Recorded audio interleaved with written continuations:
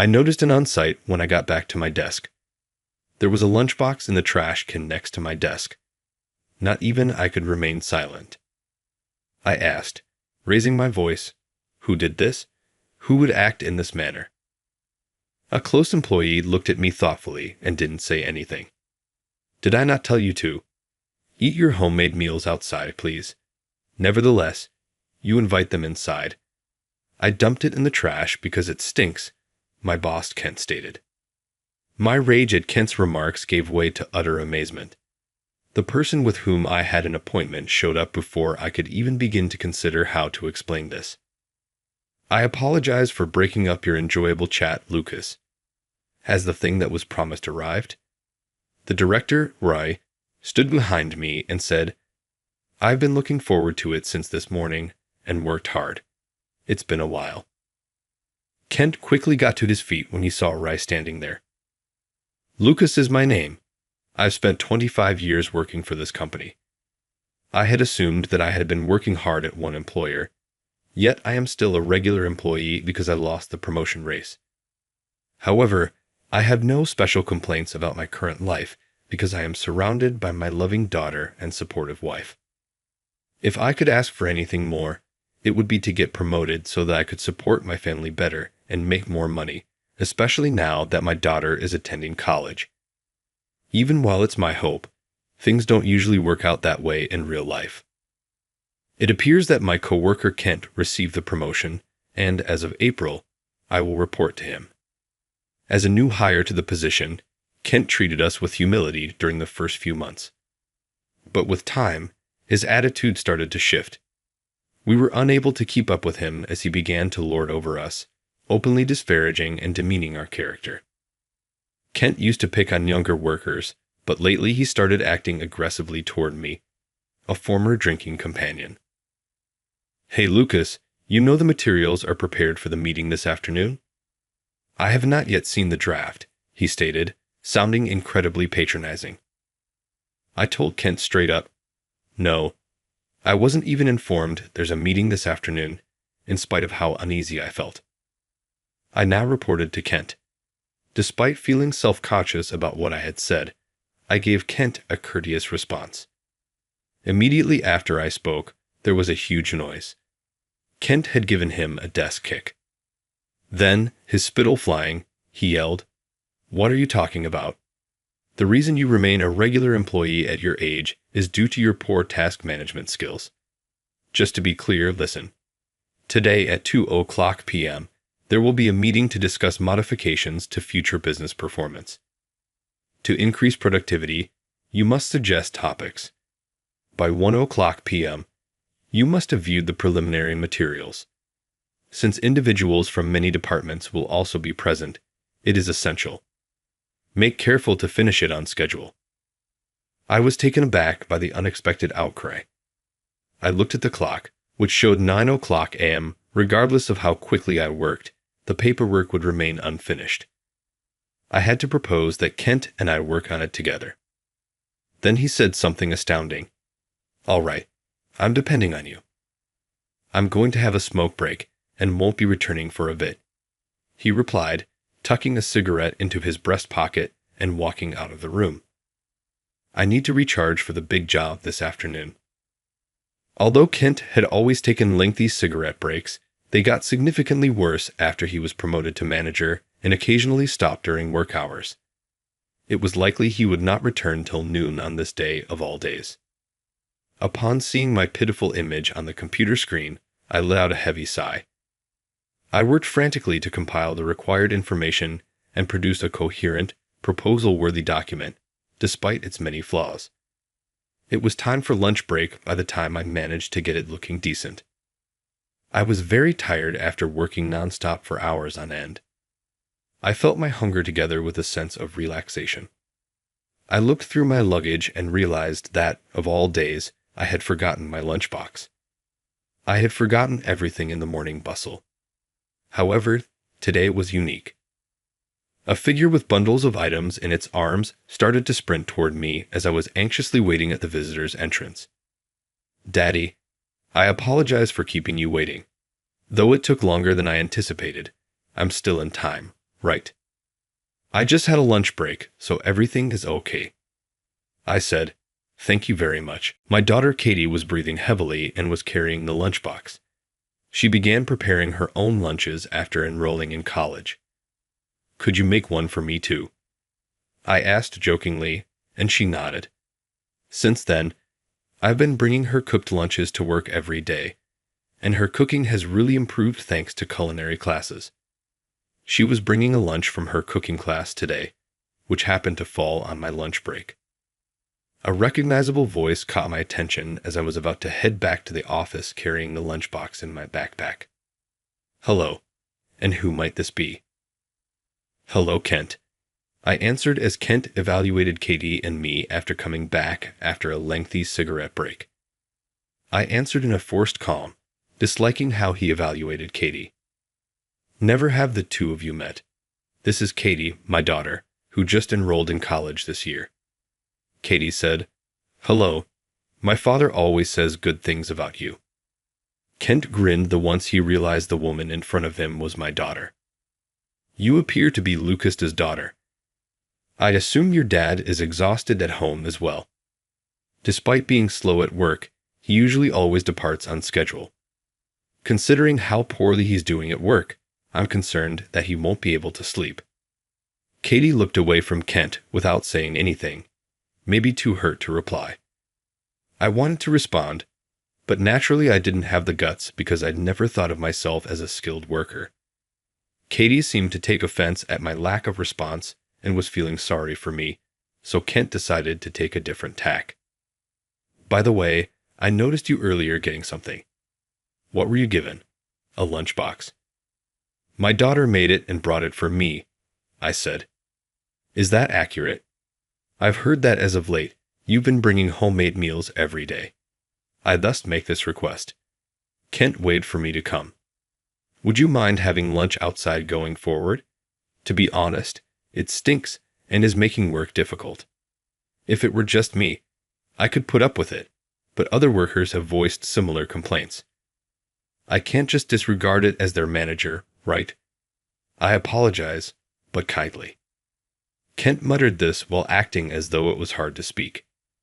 Clearly, the noise was turned down so Katie could hear. "I apologize for the interruption." With a momentary facial contortion, Katie remarked, "I'll be leaving now. I'll be walking away." She then bit her lip.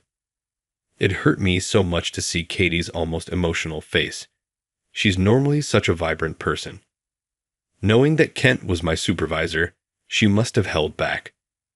I was feeling even more pitiful. When I came home, I'd tell her that Kent's comments were unfounded lies. I let Kent in via the door after having that thinking. I set my luggage down at my desk and waited a bit. I was dying to open the lunchbox, but I couldn't eat quite yet because of an earlier appointment. I made the decision to go to the bathroom first, packed up my stuff, and left. After just a few minutes, they returned to find an astonishing scene. The lunchbox Katie had packed was in the trash can next to my desk, empty. Not the receptacle I often utilize. I had to say something. I asked, raising my voice, "Who did this? Who would act in this manner?" My colleague looked at me thoughtfully without saying anything. It seemed like one of Kent's practical jokes. "Why would you do this, Kent? It was really labor-intensive to make. This is excessive." I balled my fists and asked Kent a question. "Too much, you say?" Kent asked, seeming amused. "That's where I stand. I told you to eat your cooked lunches outside, didn't I? But you allowed them inside." I was so shocked and infuriated by Kent's statements that I put it in the trash because it smelled. "You're done," I declared. "What? What do you mean by done, and who do you believe you're speaking to?" Kent appeared to have reached a sudden agreement. In fact, that stench-filled, tasteless lunch was not something that belonged in the trash. I ought to have covered it with plastic wrap and newspaper. The spring onion omelette looks and smells awful. "What a mistake I made," Kent exclaimed as he laughed aloud. The individual I had a meeting with showed up before I could come up with a suitable reply. I apologize for cutting into your enjoyable chat. Lucas, is this the item you promised? The director, Rye, stood behind me and said, I worked hard today. I've been looking forward to it since it's been a while. As soon as Kent saw Ree, he quickly got up. Hi, Ree. How are things doing for you? Why have you come here? Rye's presence seemed odd to Kent because they didn't typically work in the same room or even had lunch together. Well, I did have a gift for Lucas. I'll see him for lunch today as I promised. Why with Lucas? Kent gave himself a scratchy, humiliated expression. It's a long story, to be sure. Lucas, hurry up and let's head to the cafeteria. Regarding that, Rye, Kent gave me a frown as I started to talk. He must have been afraid of what I would say, but there was no way he could keep it a secret. Kent tossed one of my daughter's sandwiches that she had brought earlier into the trash. Not ideal, but I still have mine in my purse. Instead, would you mind eating that one? Ree's once calm countenance abruptly shifted as he took a quick look at the garbage container I indicated. He recognized the lunchbox and food there. Rye turned to face Kent and spoke seriously. Is what he said accurate, Kent? Did you handle his meal in this manner? Wait, Rye? Kent fumbled for an explanation. Lucas has been bringing his lunch every day, and the scent has been reported by multiple staff members. I'm not sure how his daughter does the preparations, but you get the idea. The other food is unfit for consumption, and the omelette with spring onions even has a bad stench. Ray, eating it would have been detrimental to your health. It's almost a blessing that it was discarded. Kent's ignorance caused his excuses to exacerbate the situation. Seething with rage, Rye spoke dignifiedly. What do you consider to be food? This is someone's lunch, even if it were yours. Something you make for someone else is infused with feelings you may not see. It is almost unbelievable to me that someone who lacks comprehension may devote their entire being to their task. I should reevaluate if promoting you to manager was the correct move. Kent shot up in protest, his face getting redder. Hold on. I'm proud of my work ethic and never let someone down. To compare this occurrence to my performance at work is ridiculous. In fact, I threw away the lunch to make the office a better place to work. It might have been a bad approach, and going forward, I'll be careful. But Lucas also needs direction on his unhygienic lunches. Ree seemed shocked that Kent was still trying to point the finger at me. Let me say this. It's impossible that Lucas's lunch was unsanitary or improperly made. How can you be so sure? Kent inclined forward, dubious of Ree's assurance. My wife teaches a culinary class that is attended by Katie, Lucas's daughter. My wife is certified in food safety and cleanliness, of course, and she made today's lunch there. Are you implying that my wife cooks incorrectly or handles things carelessly? It's also disappointing to disrespect the veggies we raise in our garden, Bry said, putting a pale flush on Kent's face. However, Kent retaliated, failing to learn his lesson. You're not saying, Rye, that I should be demoted and he should be promoted. I'll never forget this exchange of ideas combining personal and work-related issues in this way. I'll sue if it influences HR decisions, Ray firmly replied. Naturally, personal and professional problems are not combined. Now that we've covered this ground, let's summarize everything. Ree said, keeping things hidden won't satisfy anyone, before telling Kent about his own situation. Rye and his wife's relationship deteriorated as their child became a working adult and they spent more time together over unimportant issues. Ree tried to strengthen their marriage after ending the custom of cooking him handmade lunches every day because of small arguments. When Ray found out that his daughter took culinary classes, he urged Katie and me to ask to be taught how to pack lunches at that cooking class. I was going to pack 2 sandwiches and bring them to work. Katie was to inform Rye's wife that she would want to have lunch with me. She was to pack 1 meal for herself and Rye's wife for the other. I eagerly accepted this proposal, and Katie and I carried out the strategy. Originally, We were going to share the lunches that Katie and Ray's wife had brought. Kent snorted and replied, I understand the situation, after hearing the account.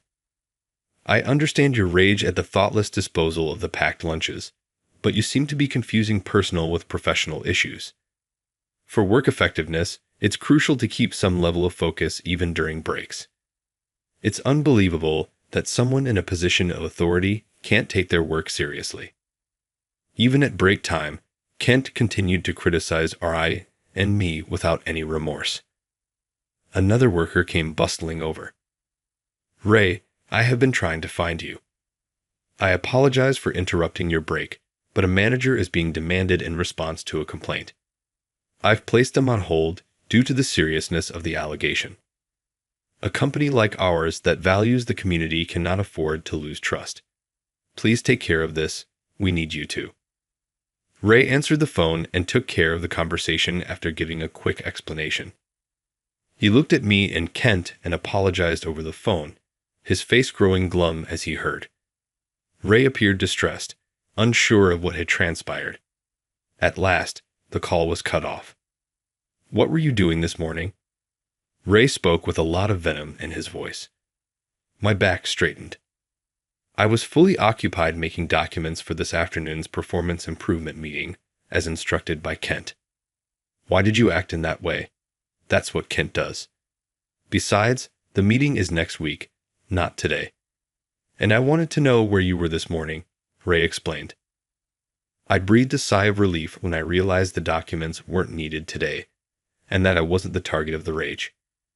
Kent, on the other hand, was obviously perspiring. I visited our clients this morning. Another crucial aspect of our work is fostering relationships with the neighborhood, Kent retorted. It's peculiar, Ray muttered. Then he talked as though reprimanding a young offender. You must tell the truth to me. What on earth were you up to this morning? I was out visiting our clients, Kent restated. That's enough. Ray interrupted to give the phone call's explanation. A person in our corporate vehicle was observed smoking in a non-smoking area, littering, and exiting a casino in a foul attitude. When someone pointed it out to them, they were chastised. Is this familiar to you? Clearly concerned, Kent shook his head, dodging Ray's stare. Well, the caller was able to recall the license plate and the face.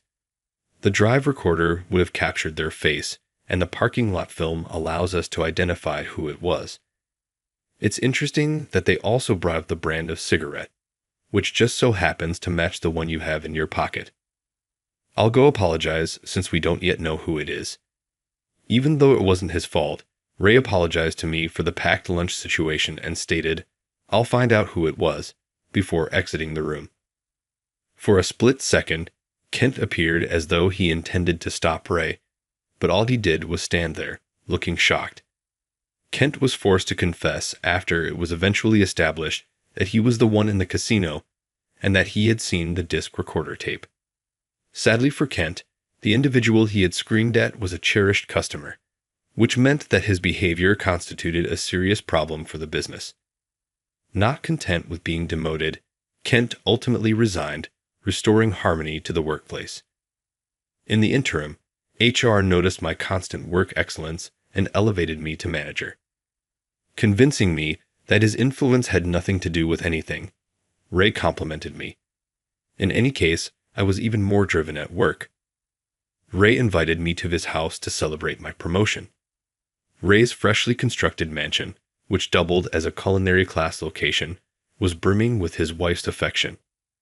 I encouraged Katie to join me for the event, and the four of us, along with Rai and his spouse, assembled around the table. Considering Katie's outgoing personality, the evening was quite exciting. Ray, this omelette is the best, isn't it? Maybe because of the drink, Rai had a really positive attitude and his cheeks were rosy as he talked. Nothing in the world tastes as good as this. The lucky guide who marries Katie will get to enjoy such delicious food every day. Does her father become upset when she says this? Ray laughed heartily, but Katie gave him a condescending look in return. Oh, Ray, your wife prepared this omelette. You're incredibly fortunate to have such delectable meals every day. Are you serious? To be unable to detect my cooking's flavor? Ray's wife grinned and added, I'll have to bring your favorite omelette and a packed lunch again starting tomorrow. We both grinned at Ray's delighted wife, Rye, and me. It's possible that Katie didn't notice, but Rye could definitely identify his wife's omelette. Ray's wife cooked this omelette with green onions, which I detest, but he loves it. Ray, how about we swap our packed lunches tomorrow? I recommended. In an attempt to conceal his humiliation, Rye said, No, I adore my wife's lunchboxes more than anything, in response to my suggestion. I'll stick to my own, even though it's a wonderful offer. I recalled Ray's expression upon realizing his beloved omelette had been tossed into the garbage. It's difficult to imagine how furious he was at the time. Ray's expression before then was nothing like it was now. Furthermore, a kind expression was on the faces of all those seated at the table. You made a horrendous mistake. You're fired. Don't ever come back to this company. Yelling that, the manager stormed out of the room. So, I'm getting fired. Huh. I've been contributing to the company without any major errors, but it seems I need to start job hunting. But on the second day after being fired, my cell phone suddenly rang. Oh good, you answered. David, can you come back to the office right now? Having been told this, I hurry to the company. My name is David. I live with my loving wife and our energetic 8-year-old son.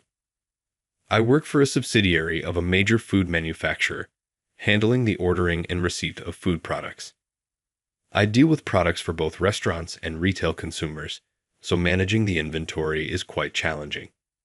It's a job where attention to detail is crucial, but I've always managed to do it smoothly without any major mistakes. However, there was one troublemaker at the office. Hey David, this document was supposed to be finished by today, right? The one shouting at me was Paul, the manager. Paul is younger than me, in his 40s, but he's my boss because he is the son of the director of the main food manufacturing company. He always gives orders with a pompous attitude. Furthermore, he always believes he's right and is surprisingly bad at his job. He became a director just 2 weeks ago, and for some reason, he seems to have taken a disliking to me. He checks on me daily, pushing more and more work onto my plate. After you finish that, get this document done as well. Hurry it up. Yes, I understand. You should take the initiative before your boss tells you. Honestly, you're so thoughtless. The manager threw a bundle of papers onto my desk and left the room. As I was picking up the scattered documents, I could hear my colleagues whispering to each other. I wasn't trying to eavesdrop, but being in the same room, I couldn't help but overhear. Paul is always tough on David, isn't he? David does his job so meticulously and without any mistakes. I wonder why. But David can be a bit absent-minded, you know. He doesn't hold any significant position at his age, right? Maybe he's not interested in climbing the corporate ladder. Well, with that kind of attitude, promotion seems tough for him. Even when the younger manager scolds him, he just brushes it off with a smile. As I overheard my colleagues chuckling behind my back, I let out a sigh. Let them talk. I'm just doing my job my way. Doing what I need to do my way. I continued to tackle the tasks assigned to me by the manager. However, one day while I was working as usual, a colleague suddenly began to panic. Answering the phone, he was sweating profusely and kept repeating apologies. Wondering what had happened, the colleague hung up the phone and approached me. David, what's the meaning of this? Huh? Me? The colleague handed me a note. The content was a complaint from a major client.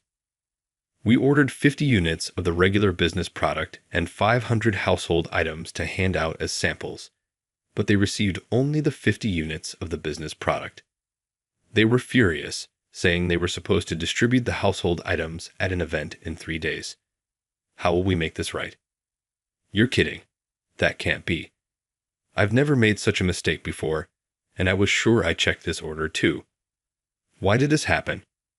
I started to panic. I handled orders for two types of products: business and household. The large packs for business and the individually packaged household items have the same product name, so they're easy to mix up. Because it's an area prone to errors, I always double-checked, especially since it would be difficult to correct such a mistake. But the fact remains that we got this complaint. Quickly composing myself, I opened my computer to verify the order. The purchase order showed a record of 50 business products. That's strange. I'm sure I ordered the 500 household items as well. Unable to believe my eyes, I felt a stunned chill.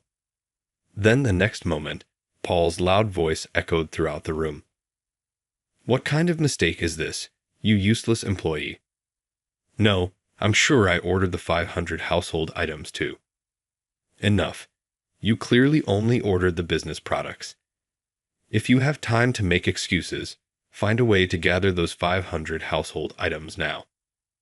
Paul pushed me against my desk in anger and stormed out of the room.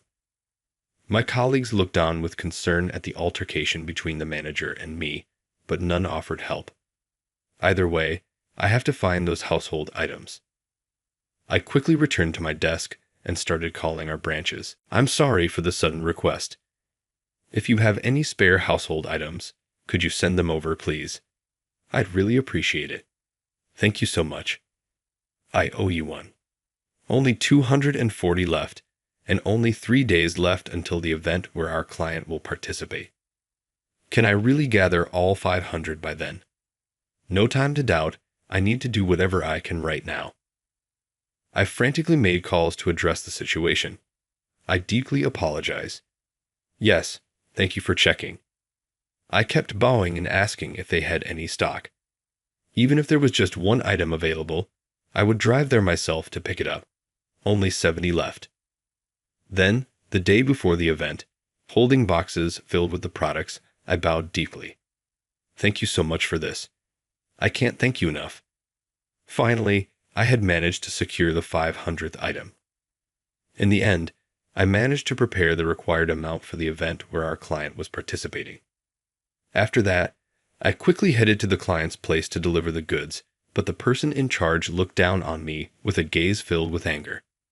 "What's going on? We've been doing business for a long time, but I've never felt like this before. Sorry, but I can't trust you anymore. Our business relationship is over." The client angrily took the goods and with a slam, shut the door right in front of me. I stood there, head bowed in disappointment, for a while before slowly making my way back to the office. I did everything I could. When I got back, there stood the manager with a stern look, arms crossed, waiting for me.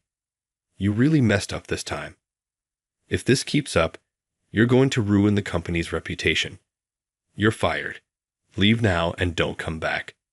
With that, the manager stormed out of the room. I trudged back to my desk, dejected. Is this how I get fired? My mistake caused the company so much trouble. I had always been a reliable employee and contributed well, but it seems I'll have to start job hunting. It'll be tough at my age since I hadn't climbed a corporate ladder. How will I break the news to my wife and son when I get home? With a heavy heart, I started packing up my things as the end of the day approached. I apologized to my colleagues. "I'm really sorry for the trouble I've caused. Thank you for everything. I'll be on my way now." I went around apologizing to everyone and then clocked out after finishing the formalities to use my remaining paid time off. I realized there was nothing left for me to do at the company. It's been a long 3 days. I could hear the creaking as I stretched my neck and shoulders. What will I tell my wife and son when I get home? Would they be disappointed in me? Would they see me as a failure? No, they'll greet me with their usual smiles. Given their nature, they wouldn't blame me, but that thought somehow felt even harder to bear. Lost in thought, I found myself close to home. I'm home. "Welcome back, Dad. You're late. Oh, you look a bit off. Something happened." Holding my energetic son in my arms, I smiled and shook my head in response to my wife's question. "Just a little something. I'll talk about it later." "All right then. Let's eat once you've changed. I headed to my bedroom at a slow pace. Both my wife and son greeted me with warm smiles, just as I had imagined. That made me even more unsure about how to break the news to them. Anyways, I'll tell them after dinner. With renewed determination, I went back to the living room where my wife and son were waiting. Let's eat. Let's eat. So, what happened? You seem a bit down, Dad. Something wrong. Their voices, full of concern for me, made my heart race. But I couldn't keep this from them forever. Taking a deep breath and gathering my courage, I began to speak. I'm really sorry, you two. It looks like I've been laid off from work. Upon hearing my words, my wife's eyes widened in shock, rendering her speechless. Instead, it was my son who raised his voice. That's awesome, Dad. You don't have to go to work now, right? Yeah. I'll be home for a while starting tomorrow. Jay, let's go to the amusement park then. I've been wanting to go. My son is beaming, gazing at me with a big smile. I just stared back at my son, not expecting his reaction like this. Then my wife began to chuckle softly. Oh, that's a great idea. You seemed quite swamped lately. It'd be nice for you to relax. I'd be happy if you were home more. I was taken aback by my wife and son's response, but at the same time, I felt a great sense of relief. I see neither of them blames me for getting laid off. I guess it's all right for me to just take it easy at home. Come to think of it, since my son grew up, we haven't really gone on any long trips. I had left all the parenting and household chores to my wife, so maybe this was a good opportunity to spend time with the family. Deep in thought, cherishing the moment, I smiled at the two of them. How about this weekend when there's no school? Let's all go to the amusement park. Yay, you promised, Dad. I'm looking forward to it already. Their joyful voices filled the living room. What a warm family gathering this is. I'm truly blessed to have these happy moments. Feeling a bit relieved, I continued with my meal. However, the very next morning, after I took my paid leave, my cell phone suddenly rang. The caller was a colleague from work. I wonder what's up. Did I make another mistake? With a hint of anxiety, I answered the call. Hello, this is David. Oh, David. Glad you picked up. I'm sorry to bother you during your vacation, but can you come to the office right away? Did something happen? I'm sorry. Please come back as soon as possible. I can't explain in detail over the phone, but it's urgent. Understood. I'll be right there. Hearing the urgency in my colleague's voice, I quickly got dressed. My wife looked at me with a puzzled expression. Is everything okay? Was that the office? Yeah, they need me. I'm heading out. I arrived at the office about 40 minutes after the call. As I approached my department, the same colleague hurriedly came over. David, thank goodness you are here. Please come with me quickly. Following my hurried colleague, I couldn't help but tilt my head in confusion. Why the rush? What could have possibly happened? As we ran, he started explaining the situation to me. According to him, the morning after I was fired, an infuriated COO stormed into our department. Why isn't he here? Explain this. Oh, are you talking about David? We're okay without that guy. Paul, who was there, tried to calm the COO, but that seemed to make him even angrier. What are you talking about? Just bring David back now. That's when they decided to contact me. Hearing my colleague's story, I was still puzzled. But I was fired, right? My colleague looked just as baffled. Leading me further, we soon came upon the CEO and a visibly upset manager. Hey, David, good to have you back. I was under the impression I was fired. Hearing the word fired, the CEO opened his mouth in surprise, but soon broke out into a hearty laugh. We'd never let you go. Without you, who's going to manage transactions for the company? With that, the CEO showed me his computer screen. There, I saw the order page for our products. Spotting a red warning icon on the screen, I couldn't help but raise my voice. Hey, something's off here. It looks like no orders have been placed since the day after I got fired and went on unpaid leave. Well, that's because you weren't here. Huh. Why would orders stop just because I'm not around? Because, David, it's a job that only you can handle. The CEO then handed a note to Paul, who sat silently. Paul, can you place the order from this note? Sure. Upon receiving the note, Paul moved to the computer. However, as he was about to place it, he stopped, looking utterly confused. Excuse me, what's written here? I need this in English to place the order. Hearing Paul's words, the CEO burst into hearty laughter. After a short while, he regained his composure and looked straight at me. All right, David, can you handle the order from that note? Wait, what? No way. If I couldn't do it, there's no way David could. Just get up and hand that note to David. Following the CEO's command, Paul, looking a tad grumpy, passed the note to me, pushing it into my hand with a look that said, like you can't do any better. I took the note, sat at the computer as instructed, and checked the order details. Then I began placing it as usual. This is a food product from Singapore. I'm placing the order now. Is that English? The words look all jumbled. The next item is from Australia. Oh, what's this product called? I can't read this at all. Paul kept interrupting, but I steadily continued with the order. Once I entered all the items from the note, I turned to the co. If there's anything else, I'll order it right away. We have our regular order with South Africa coming up soon. Right. That's right. Hey, if there are any order requests, bring them over. David's back, and he can handle it right away. Upon hearing the CEO's words, several employees immediately rushed over.